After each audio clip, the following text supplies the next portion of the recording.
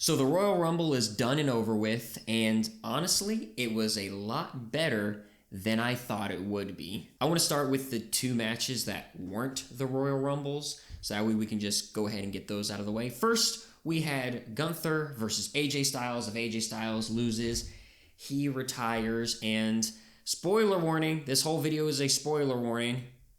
AJ Styles lost. AJ Styles is now officially retired, and Gunther, the career killer, has done it. I would say the biggest, or the two biggest things I would say about this match are that AJ Styles gets cut open pretty dang fast in this match. They go to the outside, and Gunther slams him on the announce table, and AJ's arm, I don't remember if it's right or his left, but he gets cut on his arm, and he's bleeding for like the entire match. Every single time Gunther touches him, he basically gets blood on him. And then afterwards, I'm starting to notice a pattern to these retirement matches that Gunther keeps giving people. And it's that they basically start really slow. They give a chance for, whoever he is retiring, a chance to come back. And then once it's like, I don't know how to put it, game time, I guess, that's it. Gunther just shuts down like 99% of their offense. They might have a little bit of a comeback, like John Cena had a little bit of a comeback. AJ Styles here had a little bit of a comeback, but then it just completely shifted to Gunther. And once it was Gunther, there was no more AJ Styles in this match. Honestly, I think it was a good match for AJ's retirement match. It wasn't great. It wasn't, over the moon or anything. I think it was a good Gunther match. That's the only thing I can equate it to. And moving on to the WWE Championship match, champion Drew McIntyre versus Sami Zayn. This was all Drew and no Sami. Sami gets a little bit of offense at the very beginning of the match. He jumps out of the ring and hits Drew McIntyre, but injures his lower back, kayfabe, injures his lower back, and Drew is working that back the entire match. Sami really struggles to try to get anything in. There were these little bits and pieces here and there where he would get a flurry of blows in, but it would always come back to Drew. And I really like the finish to this match because Drew McIntyre hits Sami with a claymore, doesn't go to pin him, waits for him to stand back up, tells him to look him in the eyes, hits him with a second claymore, and then pins him 1, 2, 3 to retain the championship. One thing I noticed about these two matches that weren't the Royal Rumble is they were highly dominated by one person. Gunther in his match and Drew in his. I don't know if this was necessarily done by design, but I like it. I like it. It makes it seem like Gunther is this giant monster of a heel that even legends can't touch. It's better than the legend killer gimmick that Randy Orton had in the past. I shouldn't say better because it could turn out to be worse, but to me it feels a lot better because Randy Orton was going for guys that hadn't wrestled in like 20 years, maybe even more than that, and Gunther is retiring these people. Like AJ Styles could probably go for another 1 to 2 years if he wanted to, but he simply is just done. He wants to be at the top of his game. And if Gunther's beating AJ Styles at the top of his game, is there really anything more AJ Styles could do? Is there really any more John Cena could do? Is there really any more Goldberg could do? And when it came to the AJ Styles final little retirement piece, he took off his gloves, went to go lay him in the ring. The crowd was going, no, don't do it. And he puts him back on, and then he walks back into the back. It was a very bittersweet moment. It wasn't as impactful as it was when John Cena retired for me because I had only been following AJ Styles, I guess a little bit technically in TNA when I used to watch it when I was a little kid in the early 2000s. And then when he came to WWE 10 years ago.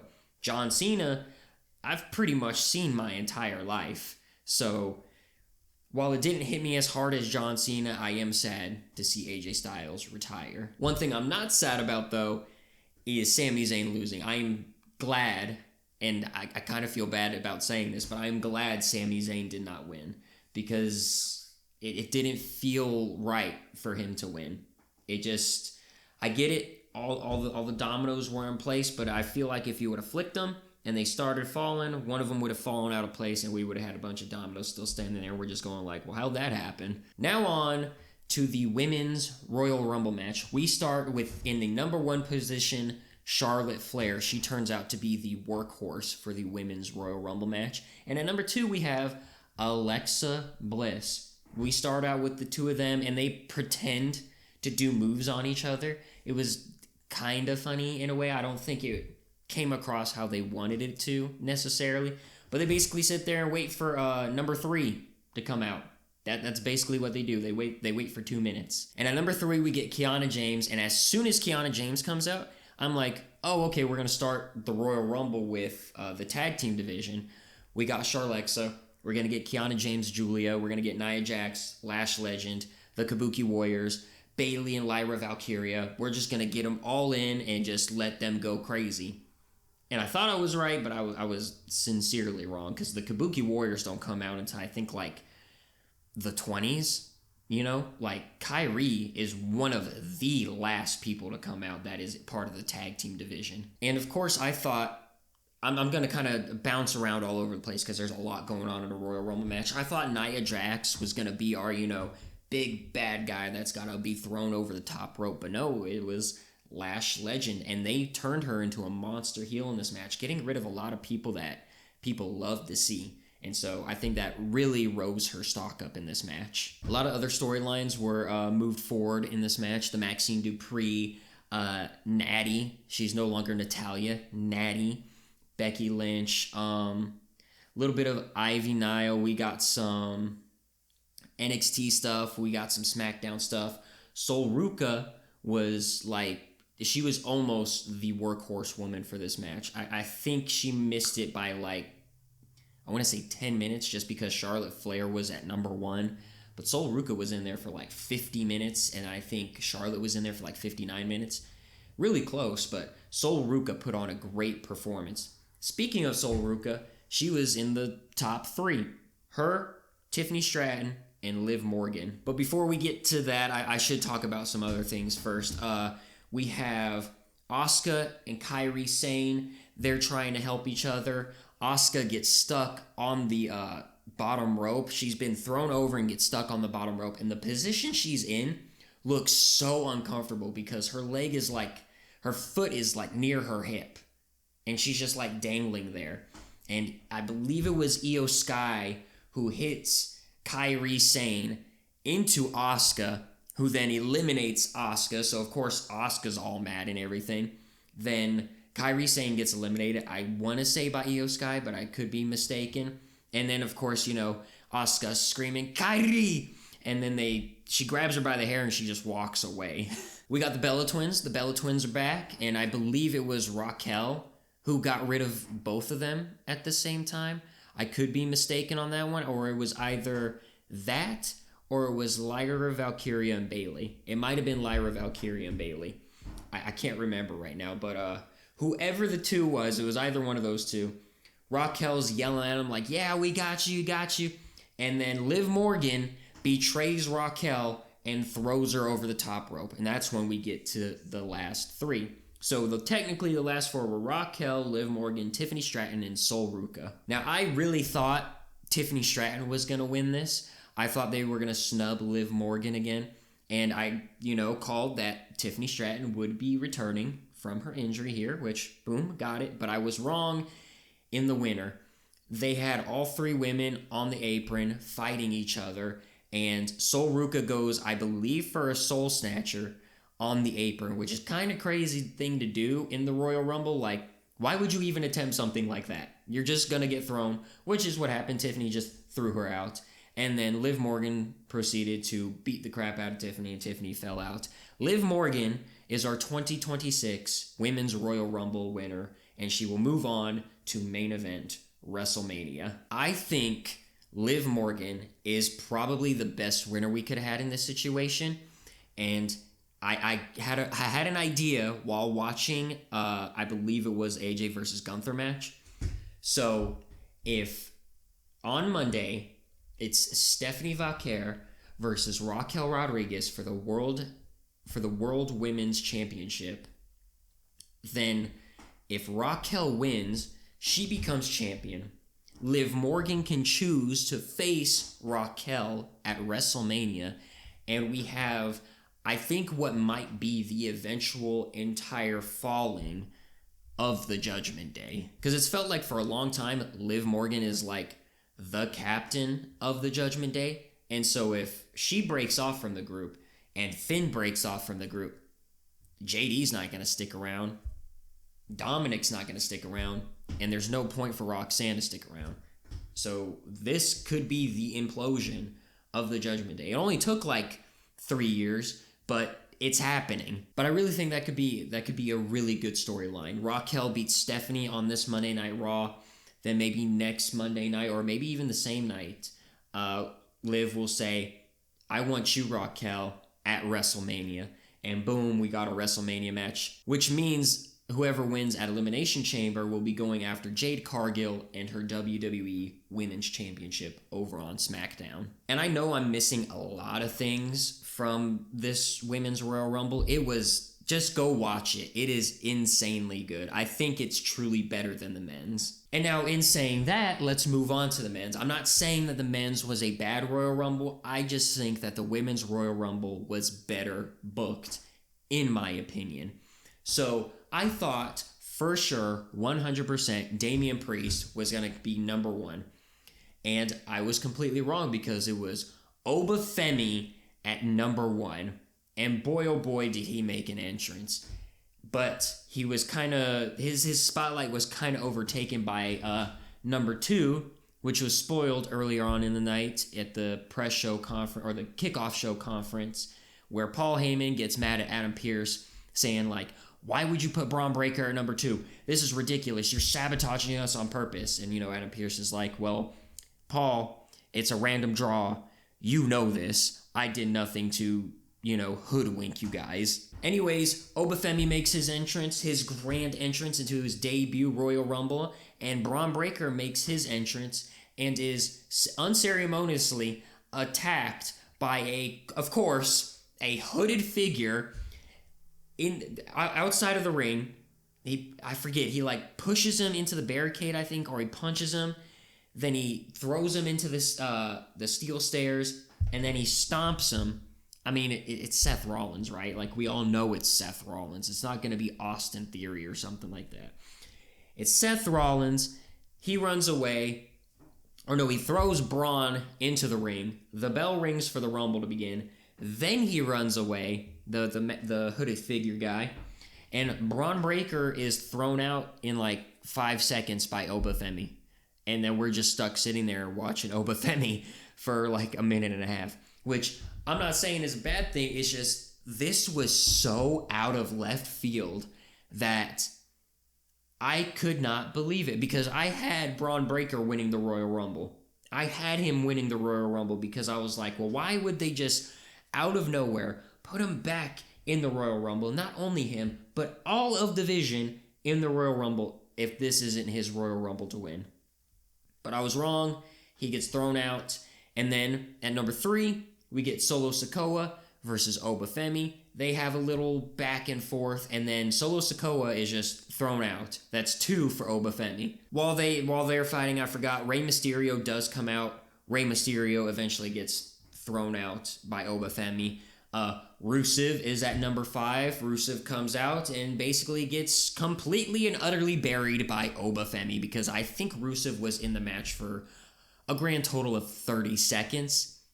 I don't know. I can't remember if he hit a single move on anybody. I know he got moves hit on him, but I can't remember if he hit a single move on anybody. And I believe this was the last elimination by Obafemi, which is Matt Cardona at number 6. It was just him and Matt.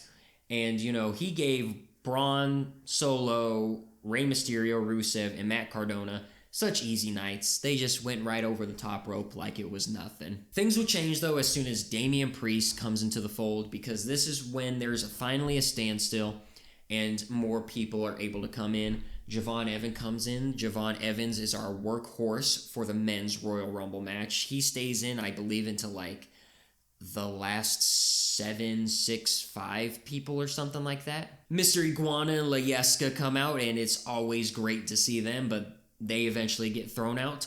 Both of them by Trick Williams, who gets thrown out too. I mean, there are so many people in the men's Royal Rumble match who I feel like should have stayed in much longer than they did. And I don't know if they were like cut short on time or this is just what they booked.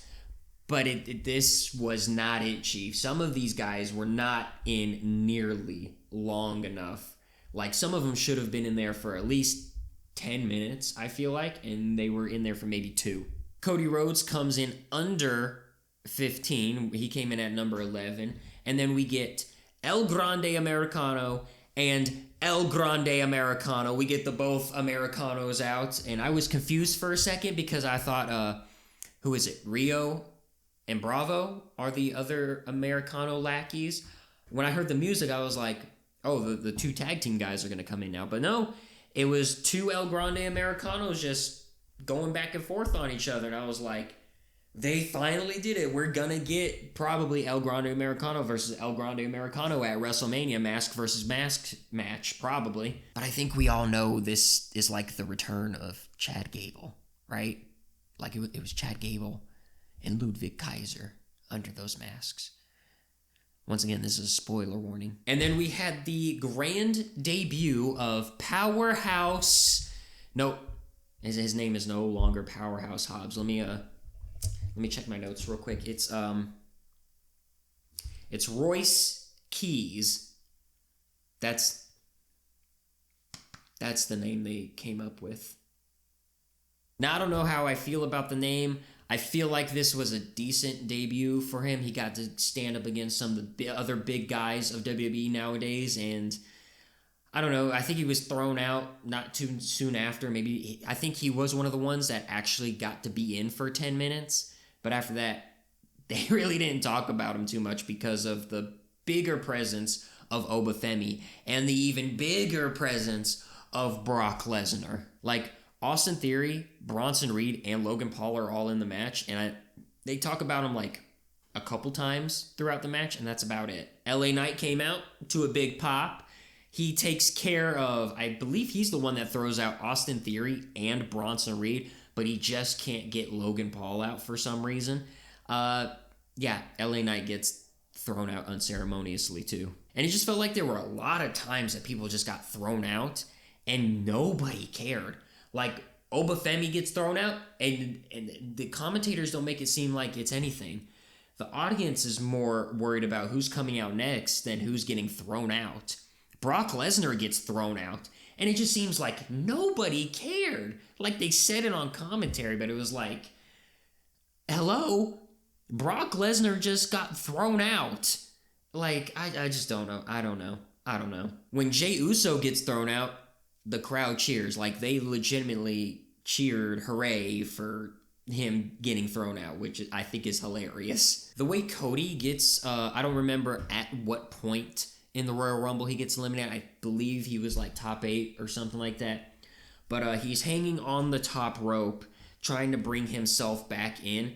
And Drew McIntyre claymores him in the head, and he falls out to the ring and is just completely knocked out. As he's doing that, Drew's walking past the ring. Jacob Fatu catches eyes of him. And I don't remember exactly who it was who threw Jacob Fatu. I'm pretty sure it was Roman Reigns who threw him out. But Roman Reigns just walks up behind him and just kind of dumps him. And Jacob Fatu kind of looks like mad at Roman Reigns and then mad at Drew McIntyre and then just leaves. That kind of seems extremely out of character for Jacob Fatu, but that's what they booked. And if I remember right, the final 4 were Randy Orton, Gunther, Roman Reigns, and Penta? I think it might have been Penta. Or no, it was Logan Paul. That's who it was. It wasn't Penta, it was Logan Paul. So we get some cool things here. Randy Orton basically hits RKO on everybody. Logan Paul gets thrown out. Then I believe Randy Orton gets thrown out. And then it's Gunther versus Roman Reigns. Gunther the entire time is selling his leg from being hit with the calf crusher multiple times from AJ Styles. Roman Reigns hits a spear on him, throws him over the top rope. Roman Reigns is our men's Royal Rumble winner of 2026. And I'm going to be completely honest. I know everyone online was saying that Roman Reigns is going to win. Roman Reigns is going to win. Try saying that 5 times fast. I know I can't. I don't like Roman Reigns winning. Because to me, it just feels like he can get a title shot at WrestleMania whenever he wants. He could probably get the main event just by saying, well, hey, Triple H, I want to be in the main event. And then Triple H go, oh, okay, don't worry, we'll just slot you in. We'll just throw you in there. No problem. And I'm sitting here thinking of, who the champions are right now. Because in my mind, Drew is going to Mania as champion. Punk may not, but I don't see who's going to take the belt from him. So I do foresee him also going to WrestleMania as champion. And I'm like, sure, Roman versus Punk. They have the history of last year in the triple threat match with Seth Rollins. And then, him and Drew. Why would Roman Reigns want the World Heavyweight Championship when he could have the WWE Championship? I don't want to see Roman versus Drew. I don't want to see Roman versus Punk. So I'm not necessarily happy with the winner, but it didn't ruin the Rumble for me. I still think this is a decent Rumble. Overall, I really enjoyed this year's Royal Rumble. I think the Women's Royal Rumble match was probably the best match of the night. And then if I had to choose, if I had to list them all, they got it. They literally ranked it in order. So the women's match was the best match of the night. AJ versus Gunther, second best match of the night. Drew versus Sami, third best match of the night. And then the men's Royal Rumble was the worst match of the night, but it really wasn't that bad. So I think as a score, I'm going to give this year's Royal Rumble a 4 out of 5. I'm feeling a 4 out of 5. Anyways, that's my review of this year's Royal Rumble. Go down in the comments below. Let me know what you thought of the Royal Rumble, what you hated, what you loved. While you're down there, if you made it this far into the video and you enjoyed, you might as well hit the like button and the subscribe button if you aren't subscribed, notification bell so you can know every single time this channel uploads. Thank you for watching, and I will see you again next time.